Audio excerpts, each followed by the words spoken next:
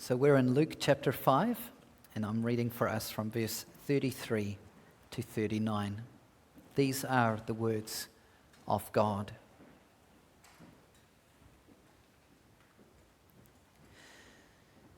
And they said to him, "The disciples of John fast often and offer prayers, and so do the disciples of the Pharisees, but yours eat and drink."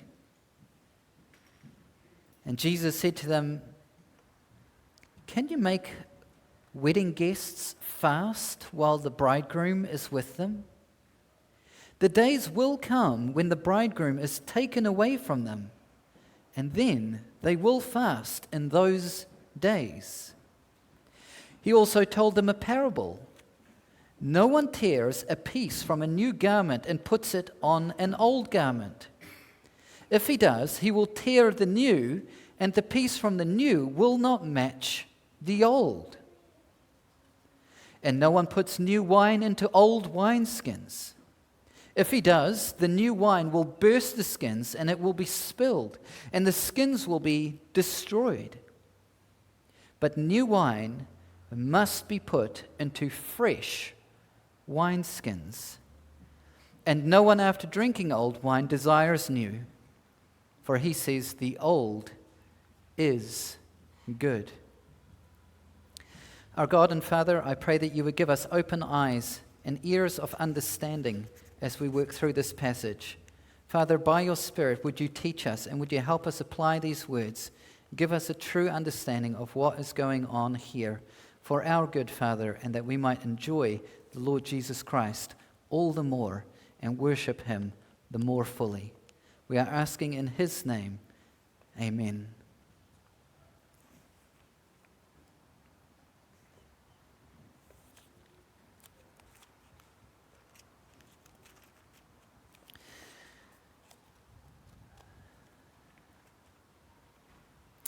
Moving from old things to new things can be a good thing. Moving from old things to a new thing can be a good thing.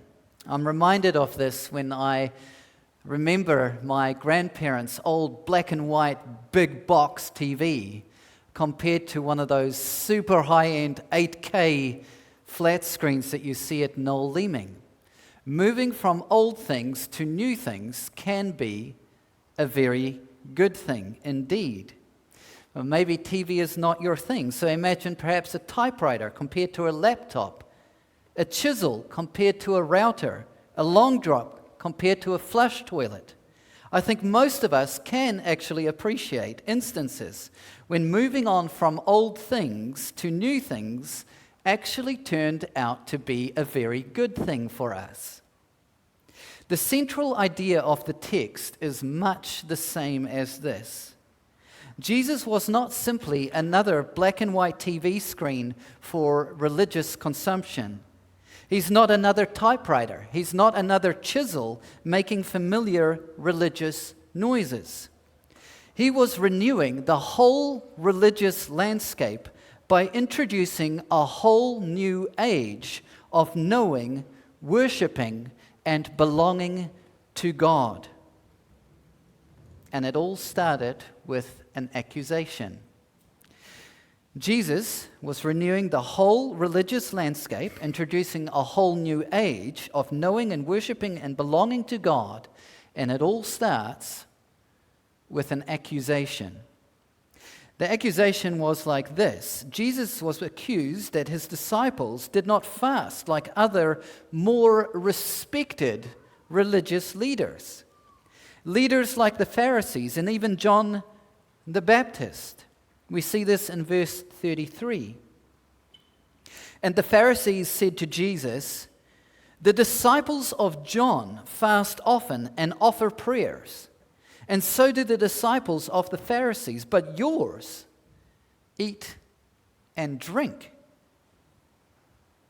On the face of it, this is a valid point to raise with Jesus, because fasting was as common as Vegemite on toast among the people of God. It's a valid concern that they have, that somehow it looks as though Jesus' disciples aren't fasting, and fasting is what we do as God's people.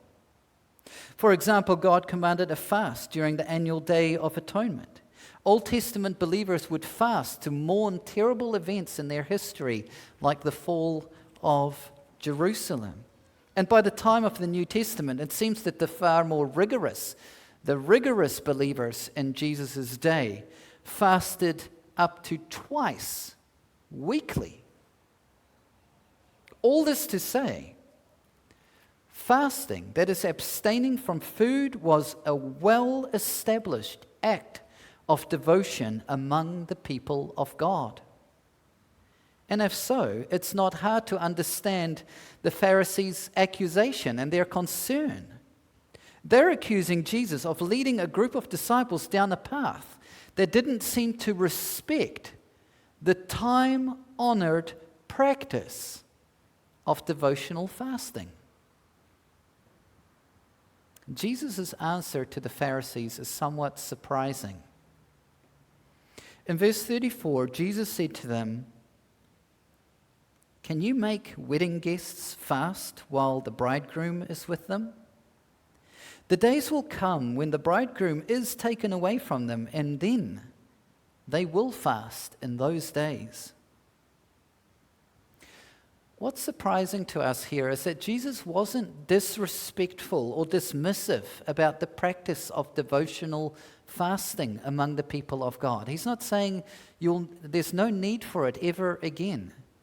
He is actually saying to them, he's clearly stating it, there will come a time when his disciples will fast again. They will again pick up that time-honored and good practice of fasting to the Lord. And that act of devotion and worship will, in fact, continue. But right now, Jesus is saying, right now, fasting would actually be inappropriate. It would be inappropriate for his disciples to fast. And why is that? Why would it be so inappropriate? Because Jesus said his disciples were busy enjoying and participating in something like a wedding. And at weddings, people are there to enjoy the good things that are on offer.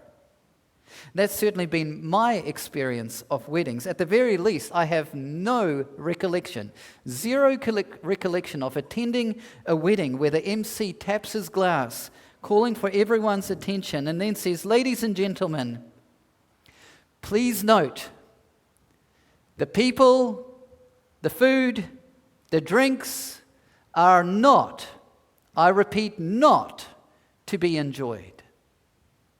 I've never heard an MC say that at a wedding. Never. For the younger ones among us, maybe you haven't been to very many weddings yet. But maybe think of a birthday party where you're there with all your friends, and there's cake, there's other food, and there's games, and there's balloons, and there's fun. And then a grumpy adult stands up and he says to all the kids there, "Thanks for coming, but don't eat anything. Please don't touch anything. Please don't unwrap any of the presents. Please do not have any fun at all." If you're young, you'd know that that would be no party at all, right? That would be the time you're looking for mum and dad and thinking, we should go home now. That is a no good place to be. And this is Jesus' point. This is actually Jesus' point. Like attending a joyful, happy, and festive wedding, where there was so much to enjoy and celebrate, so Jesus' disciples loved and enjoyed being with him. And Jesus reminds everyone, it wouldn't always be this way. It wouldn't always be the case. Right now, the disciples are having a blast. They're having a wonderful time getting to know Jesus. But it won't always be the case that Jesus will be with them in that capacity. Time will come when he will be taken away. Time will come when he will be dragged off, mistrialed, and executed on a Roman cross. Time will come when he will be raised from the dead. Time will come when he will ascend to his Father in heaven, sitting at his right hand, until all his enemies, even death, are subdued.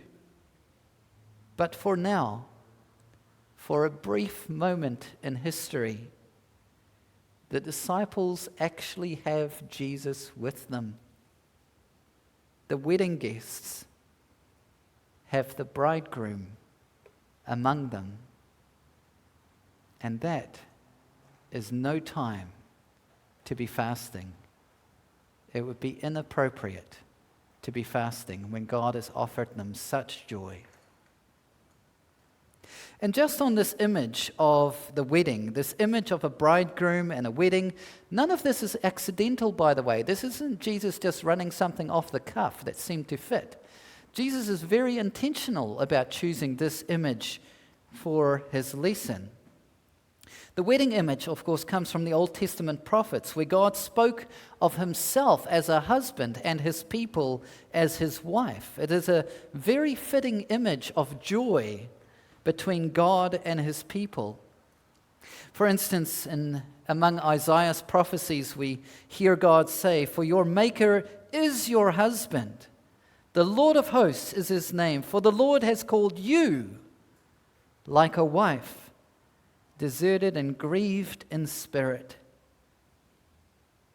When Jesus used this image of a joyful wedding, of a husband and a wife, a bridegroom and his bride, he inferred very clearly to the Pharisees that he is the husband that God's people have so longed for throughout the ages. He is that husband.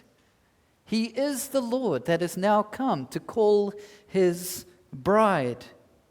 And his disciples, God's people, respond like a happy bride who have seen and met her future husband. And given this grand and happy occasion, and it really was that, it was a grand and happy occasion for the wife to be with the husband. For that reason, it would have been totally inappropriate for Jesus' disciples to put on a sad face and to fast instead of celebrate. Whether the Pharisees totally understood Jesus' meaning here, I don't know, but Jesus didn't let up. He is going to press this point all the way through. Whether they get the first part of the point or not, Jesus is just pedal to the metal kind of stuff. He's going all the way with them to make sure that they do, in fact, get the point that Jesus was here to create a seismic shift on the religious landscape. That the old age of Old Testament Judaism had accomplished its goal, it had fulfilled its mission, and it was now time for God's people, his bride, to move into the new age of fully fledged Christian faith. A massive shift was happening on the religious landscape. And Jesus makes this point by way of a parable. Jesus goes about his lesson by way of a parable. And parable is just simply a short story using the everyday language and ideas that people are familiar with to explain a deeper and a deeper principle or a truth. And in verse 36, Jesus said, "No one tears a piece from a new garment and puts it on an old garment. If he does, he will tear the new, and the piece from the new will not match the old." It's a very simple illustration, and I think most of us can appreciate what Jesus is saying here. Let's say we have a favorite pair of jeans, an absolute favorite pair of jeans. We've worn them for years, and then finally the knees wear out, as they are prone to do. And so we are, of course, gutted. We're devastated. These are our favorite pair of jeans. And because they're our favorite pair of jeans, we're going to try and patch them. However, the not so bright way of patching an old favorite pair of jeans would be to buy a brand new pair of jeans and then to cut a piece out of the brand new pair of jeans to fix an old pair of jeans. Like, that's just not a very bright thing to do. Not only have we wrecked a brand new pair of jeans, but the patch won't match the old pair. The fading will be different, the texture will be different, the stretch in the material will be different. Using new jeans to patch old jeans just isn't the right thing to do. It's wildly inappropriate to go about fixing old jeans that way. And this is Jesus' point.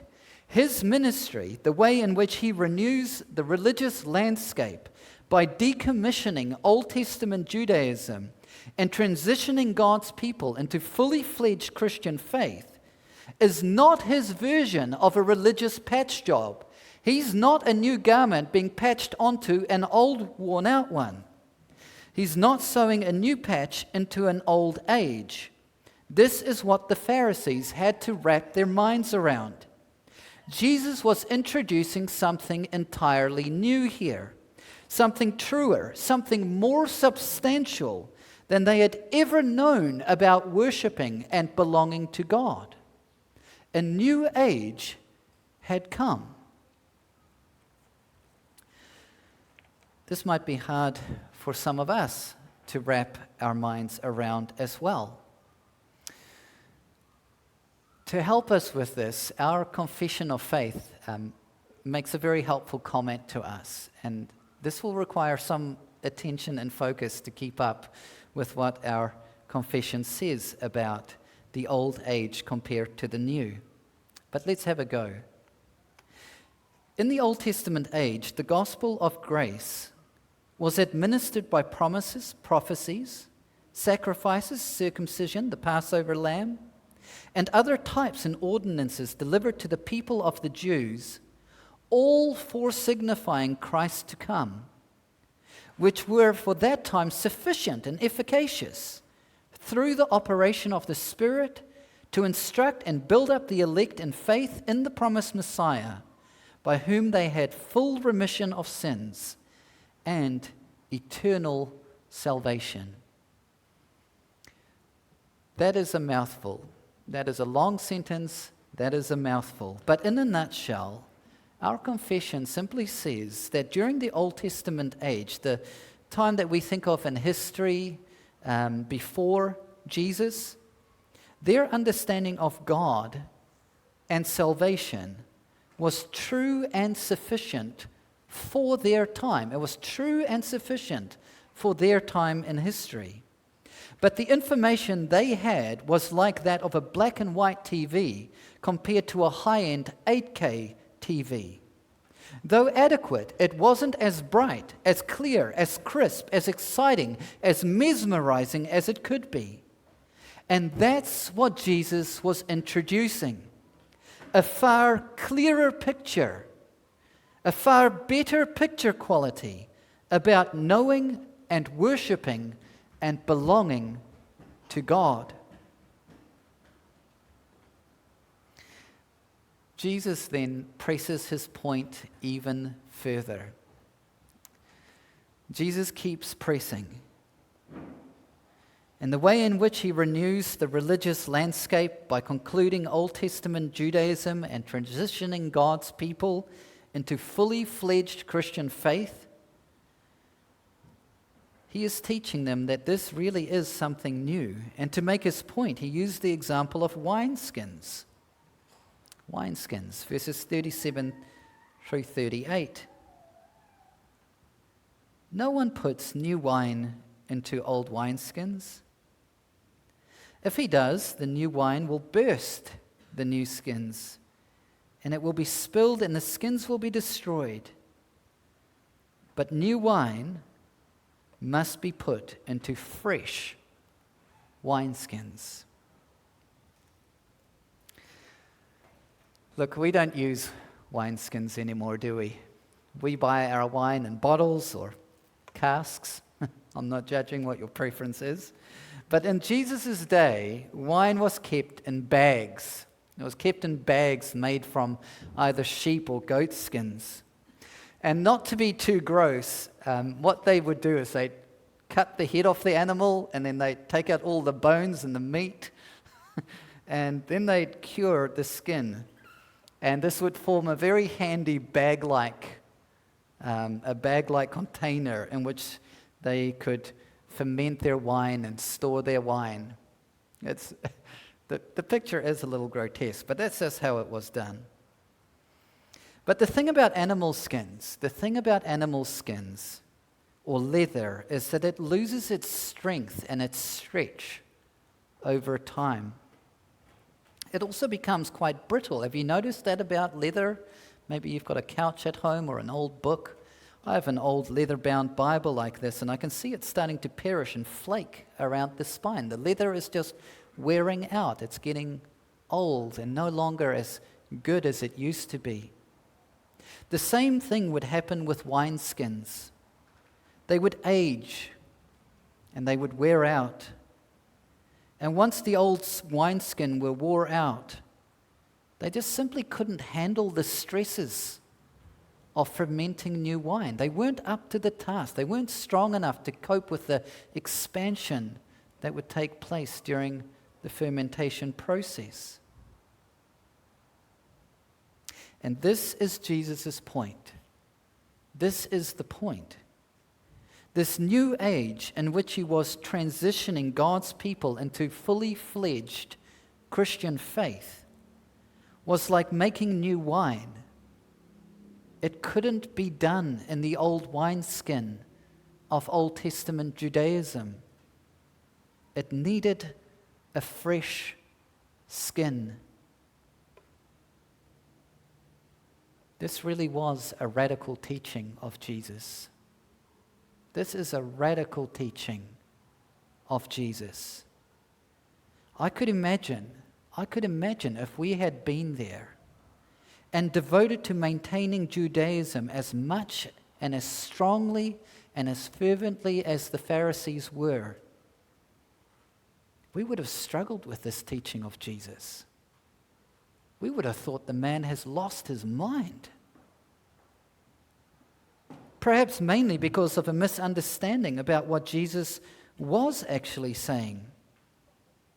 We might think Jesus was bad-mouthing our religion, a religion which was birthed in the scriptures themselves. And now he's trying to replace that with some newfangled religion that he is trying to get off the ground. We would have thought this is beyond the pale, Jesus.